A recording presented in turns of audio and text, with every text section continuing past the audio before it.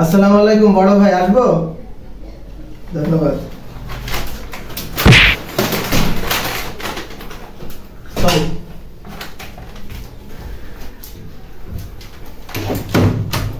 বড় ভাই, আমার নাম মাউস বাবা। আমি খুব বিপদে পড়ে আপনার কাছে আসিছি। কোনো মতে যান বাসায়, এই যে ল্যাপটপের এই অবস্থা, আপনার কাছে আসলাম হেল্পের জন্য। আচ্ছা, তোমার ঘটনা খুলে বলো তো। আর তোমার এই ল্যাপটপের এই ভাঙাচোরা অবস্থা কেন? তোমার এই অবস্থা কেন? কি ঘটনা খুলে বলো ভাই। ল্যাপটপ ভেঙেছে, তার কারণ হচ্ছে আমি তো একটা ট্রেনিং সেন্টার দিয়ে ফেলেছি, বিশাল বড় অফিস নিয়েছি। এখন আমি তো কাজ জানি না, ভর্তি করে ফেলেছি। এক একজনের কাছ থেকে 20,000 টাকা করে নিয়েছি, অনেক টাকা। এর যতজনের কাছ থেকে নিয়ে এদের তো আমি শিখাতে পারিনি। এরা ভাই আমার অফিস ঘেরাও করে পিটায় সব ভেঙে ফেলেছে, সব কিছু।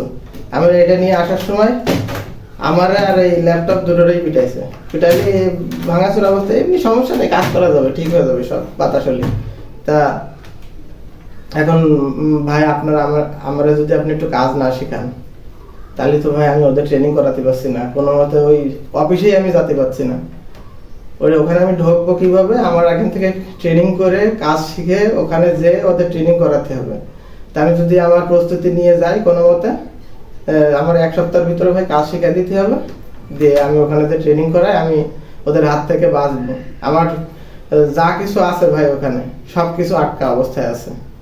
ওরা সব দাঁড়ায় আছে লাঠি নিয়ে, আমি গেলেই মারবে। আচ্ছা, এখন তুমি কাজ পারো না বুঝলাম, অফিস করে ফেলেছ, করলে। তা তুমি যে অফিস করলে, তুমি কাজ পারো না, তোমার কাছে মানুষজন চলে আসলো, এসে ভর্তি হয়ে গেল, এটার কারণ কি? এর ঘটনা কি খুলে বলো তো ভাই। অফিসে ভর্তি হয়েছে, তার কারণ হচ্ছে আমি তো ভাই বিশাল অফিস করেছি, কাজ টাচ দিয়ে জানালা লাগায়, বিশাল ফার্নিচার, অস্থির অবস্থা ভাই। আপনি দেখলে আপনিও ভর্তি হবেন। তা যেভাবে হোক ওরা এইসব দেখে ভর্তি হয়ে ফেলেছে, কিন্তু ঘটনা হচ্ছে আমি তো ভাই কাজ জানি না।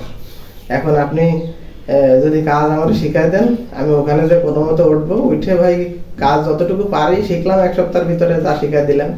এরপরে ওখানে যে ওদের ট্রেনিং করায় কোনো মতে ভাই, ওদের একটু ঠান্ডা করতে পারলে আমি ওখান থেকে অফিস টফিস নিয়ে আবার আরেক জায়গায় যে খুলবো, কোনো সমস্যা নেই। তো ভাই আপনার আমার একটু কাজ অবশ্যই শেখাতে হবে।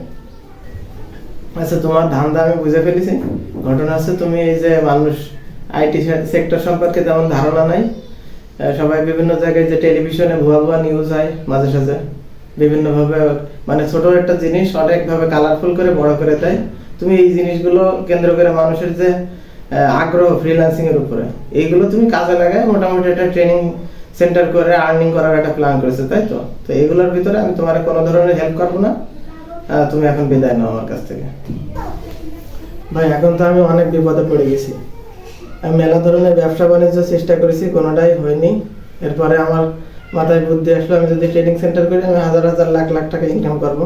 কারণ আমি তো ওই ইনভেস্ট করে ফেলেছি। আমি যে জিনিসপাতি ওখানে করেছি, অফিস টফিস বানাইছি, এগুলোও তো আমি নিতে পারছি না। সব লাঠি নিয়ে দাঁড়ায় আছে, গেলে আমার বুড়ো করে ফেলবে ভাই। যেভাবে হোক আমার একটু হেল্প করেন ভাই। আচ্ছা ভাই, হারামজাদারা ধরো তো।